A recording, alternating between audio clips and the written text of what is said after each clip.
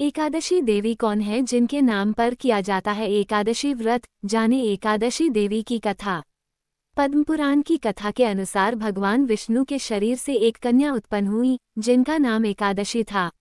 विष्णु जी के अंश से उत्पन्न होने के कारण एकादशी नामक देवी का नाम उत्पन्न एकादशी रखा गया।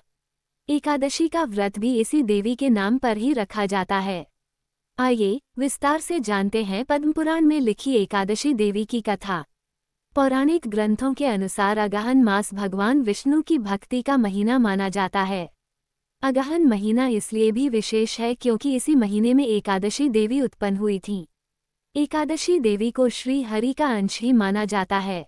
बाद में एकादशी नामक कन्या का नाम उत्पन्ना रखा गया। मूर नामक राक्षस का वध करने गए थे विष्णु जी।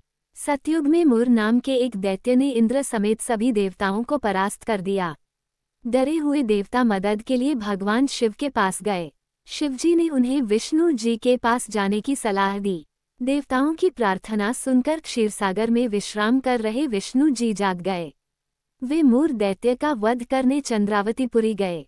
वहां उन्होंने सुदर्शन चक्र से असंख्य दैत्यों को मार डाला। इसके बाद वे बद्रिका आश्रम की सिंहावती गुफा में विश्राम करने चले गए।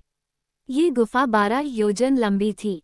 मूर को जब पता चला कि उसे मारने के लिए श्रीहरि उसके पास आने वाले हैं, तो उसने निद्रा में ही श्रीहरि को मारने का प्रयास किया। गहरी निद्रा में सो चुके विष्णु को पता ही नहीं चला कि उन्हें जैसे ही मारने का विचार किया, वैसे ही श्रीहरि विष्णु के शरीर से एक कन्या निकली और उसने मूर दैत्य का वध कर दिया। मूर राक्षस की आवाज सुनकर जब विष्णु जी नींद से जागे तो उनके सामने एक कन्या खड़ी थी। उत्पन्ना एकादशी से हुई एकादशी व्रत की शुरुआत। भगवान विष्णु ने एक कन्या से उसका परिचय पूछा।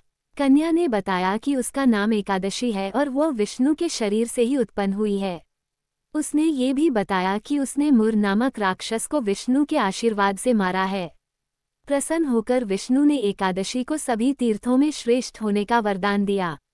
एकादशी का व्रत रखने और भगवान विष्णु की पूजा करने से आज के दिन पूजा से मोक्ष और पापों से मुक्ति मिलती है। साथ ही विष्णु जी की पूजा करने से जीवन मरण के चक्र से छुटकारा मिलता है। अनजाने में किए गए पाप भी नष्ट होते हैं। मेरे प्यारे दोस्तों, अगर आपको ये धार्मिक जानकारी अच्छी लगी तो प्लीज़ मेरा चैनल सब्सक्राइब करें।